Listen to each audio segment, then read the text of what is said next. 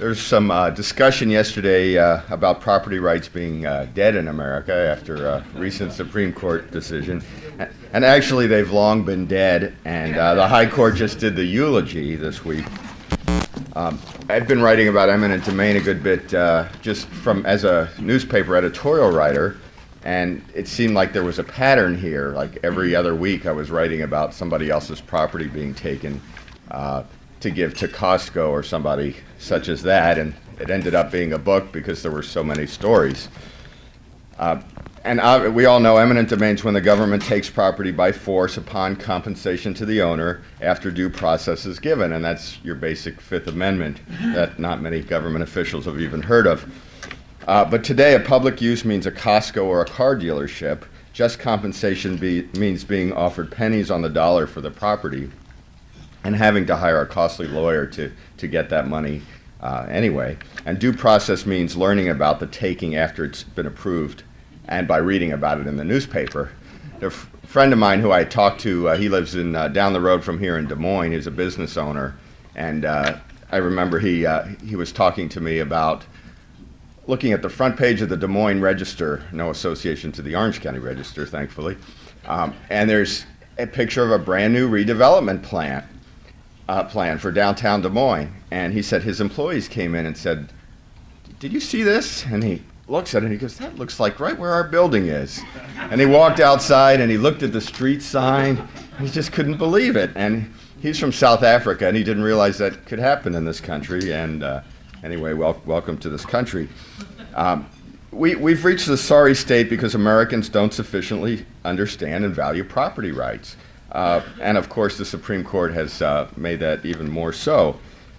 It's true, there aren't property rights now in America because your property can always be taken and given to somebody else, not for a public use, but for anything government officials say is a public benefit. Okay. One of the points I make in the book, and the point I like to make in my newspaper column, is that property rights benefit not just the rich and powerful, but the weak and powerless. And that's one of those misconceptions liberals don't seem to understand. And in fact, I've gotten some interesting emails since the decision. I've had one from a very liberal friend of mine who said, "Oh gosh, look what the conservatives did now, selling out America to the corporations." And I said, "Well, why don't you just go look at how the majority broke down and then get back to me?" And I haven't heard back yet.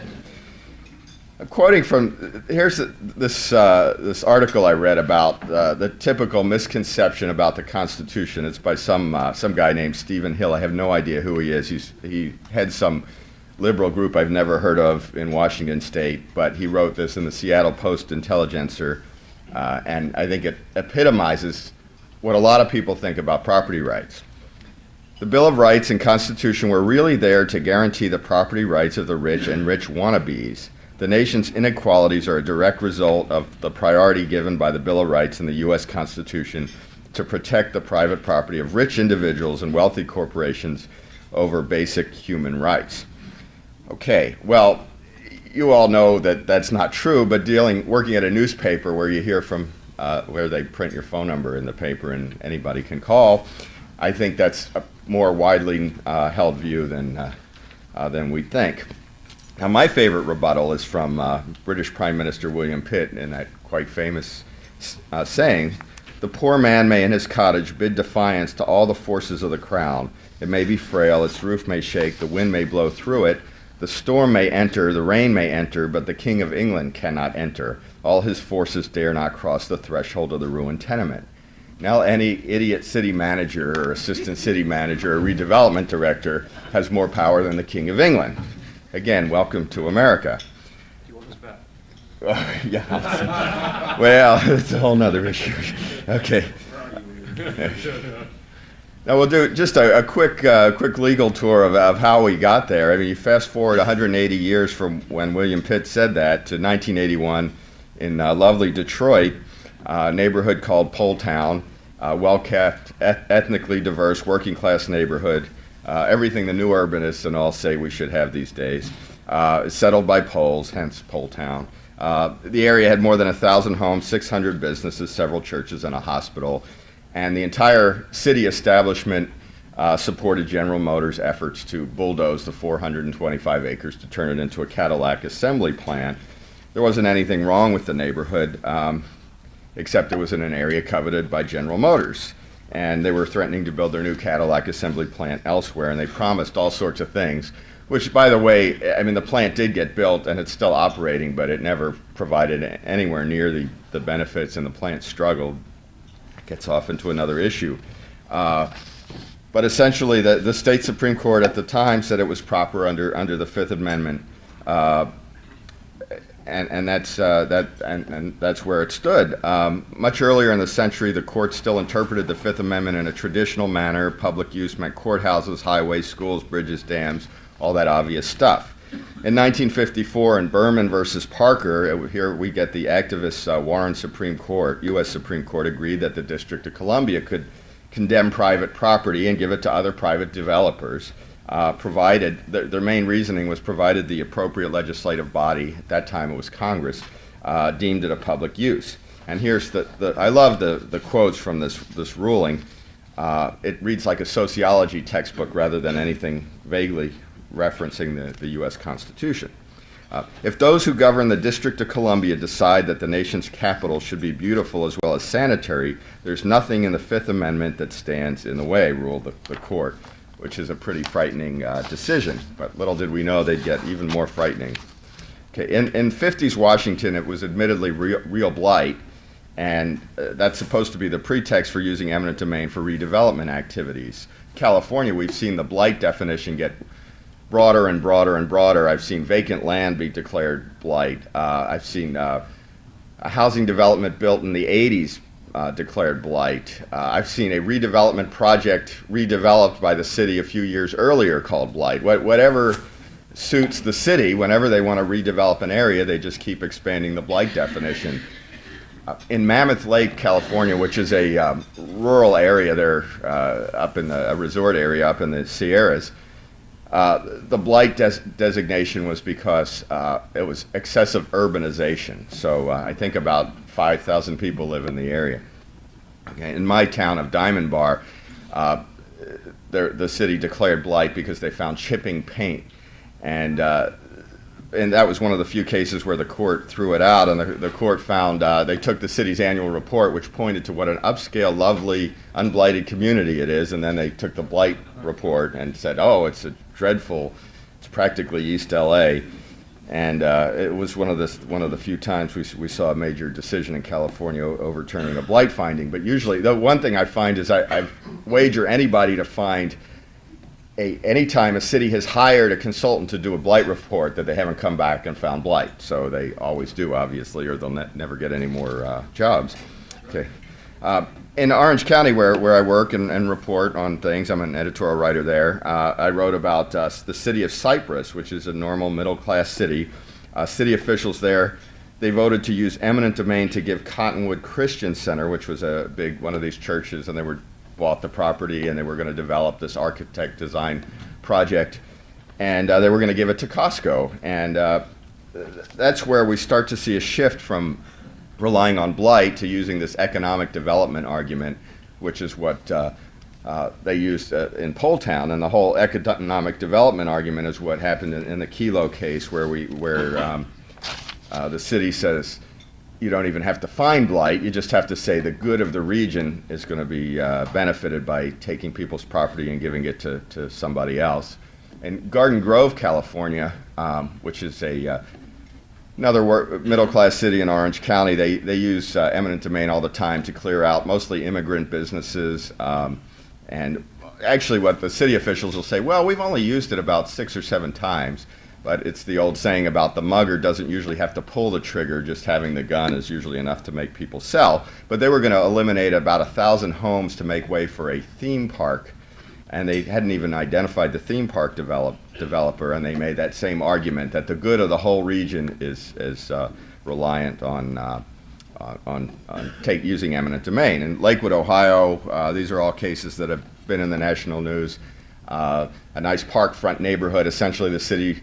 There they used the blight definition, and they said these old historic houses, they didn't have attached garages, they didn't have air conditioning. This is near Lake Erie. And 60 Minutes did a pretty blistering piece on that, and the Institute for Justice had publicized that case. So things have gotten pretty much out of control, but the consistent thing with all these cases, to the point I often make, is that these are the little guy that is getting forced off of their land to make way for Costco or for condo developers. In Lakewood, it was pretty egregious because the city said, well, this is such a nice neighborhood, it's right on a park front, that we don't want these middle-class people who don't pay a lot of taxes. We want to have wealthy people who pay more taxes. And that's essentially what the court in Kelo has justified as being completely acceptable.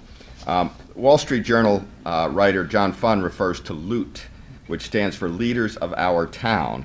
And it reinforces how influential people in the community always seem to side with the development. In the newspaper industry, what we typically see are these news stories that just focus almost completely on the great new benefits that are going to come to the project. Our newspaper is a little different. We have a libertarian bent on the editorial page, so whenever we see redevelopment, we just pound on it. But in most areas, that doesn't happen. And in fact, one of the big redevelopers, we named him the Bulldozer. He's the mayor of Garden Grove, so we always call him Bruce the Bulldozer Broadwater. He goes, you guys, we can't do this stuff anymore. I'm like, good, that's the point. Okay, but it's happening, though. The Institute for Justice says these type of takings happen about 10,000 times in the last 5 years, so it's obviously a widespread problem. In July last year, 23 years after the residents of Poletown were driven from their property, the Michigan Supreme Court unanimously overturned the Poletown decision. A little too late for the original residents, but it's helped people in Michigan. But I love the reasoning here from on the overturning of the Poletown decision. The court said, this is the new Michigan Supreme Court said, that they blasted the original decision as a radical departure from fundamental constitutional principles. If one's ownership of private property is forever subject to the government's determination that another private party would put one's land to better use, then the ownership of real property is perpetually threatened by the expansion plans of any large discount retailer, megastore, or the like. As my daughter might say, duh. But that's what seems to be going on in the Kelo decision, which was, in Kelo, we have a waterfront neighborhood in New London, Connecticut. The city didn't make the blight argument, they made the economic development argument, and the court essentially said it's okay.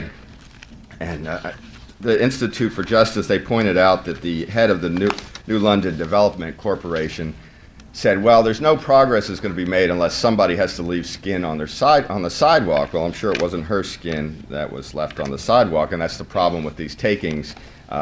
Somebody leaves skin on the sidewalk, and it's not the government officials or the big redevelopers. From the Kelo decision here, I'll just read just a little bit where it says, Petitioner Suzette Kelo, this is from the majority opinion, upholding the right of the city to take the land. Petitioner Suzette Kelo has lived in the Fort Trumbull area since '97. She has made extensive improvements to her house, which she prizes for its water view. Water view, that's a sign that an area might be blighted because somebody else might be coveting it, by the way. Talks about Wilhelmina Derry was born in the Fort Trumbull house. She's lived there her whole life. And there's no allegation that any of these properties is blighted or otherwise in poor condition. Okay, then why did you agree that it's okay to take it?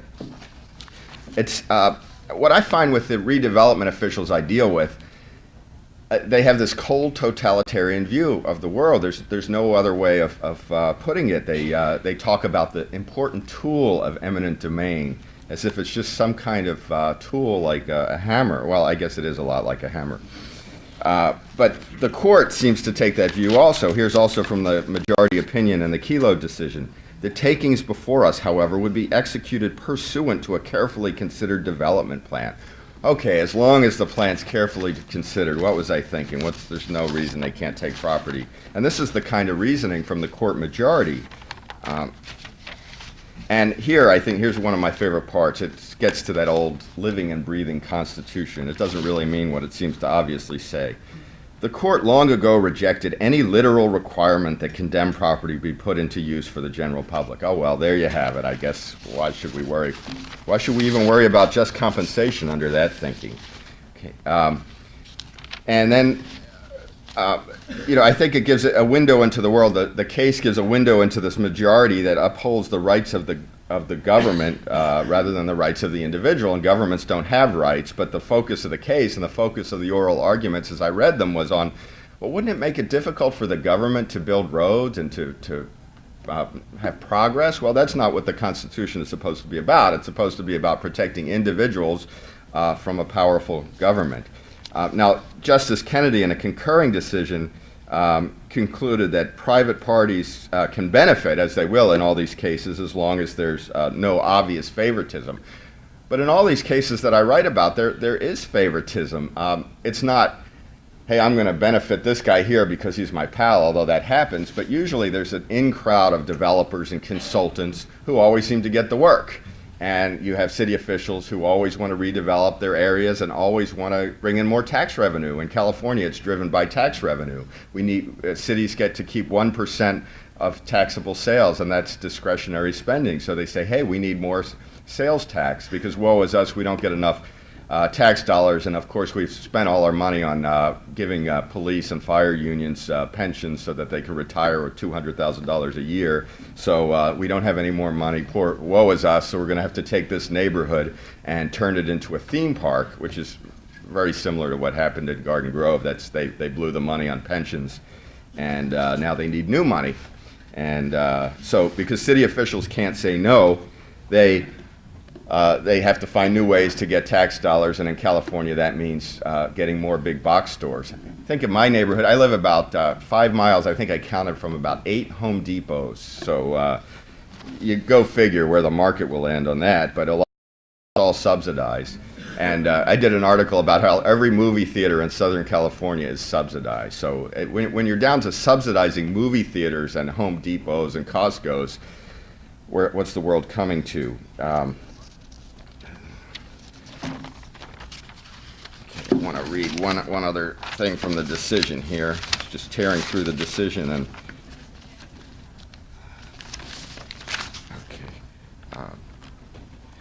this was from Anthony Kennedy. A court confronted with a plausible accusation of impermissible favoritism to private parties should treat the objection as a serious one. So he's trying to put a limit on what the court can do, but it's no kind of limit at all. Now, Sandra Day O'Connor, in a blistering dissent, said the obvious, and these are the things that we wish the majority would have found. Today, the court abandons a long-held basic limitation on government power. Under the banner of economic development, all private property is now vulnerable to being taken and transferred to another private owner, so long as it might be upgraded, i.e. given to an owner who will use it in a way that the legislature deems more beneficial to the public. That's exactly right. And here, an even better quote from the justice. Any property may now be taken for the benefit of another private party, but the fallout from this decision will not be random. The beneficiaries are likely to be those citizens with disproportionate influence and power in the political process, including large corporations and development firms. And that's exactly right. And that gets back to what I tell my liberal friends. It's the expansion of government that helps the influential. It's Donald Trump who could influence the Atlantic City Redevelopment Agency to take a property from a widow to turn it into a limousine parking lot. It's the little guy who needs the Constitution and the traditional reading of the Constitution more than anybody else. Now, there is some, well, I don't know if you could call it good news, but there is a little bit of a limitation here. This is from the majority opinion. We emphasize that nothing in our opinion precludes any state from placing further restrictions on its exercise of the takings power.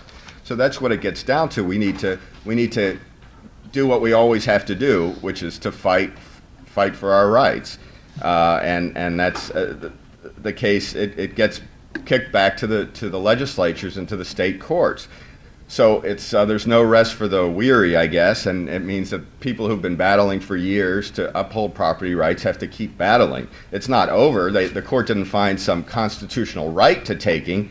They just said that they can't stop it. The court is wrong, but there's still things that can be done in local and state governments. Now, in California, anything good that gets proposed in California doesn't have any chance of getting passed. So take this with a grain of salt, but State Senator McClintock proposed a constitutional amendment in our state that would ban these kind of takings. So of course it won't go anywhere, but those kind of things might happen in other states. I hear Utah passed a law.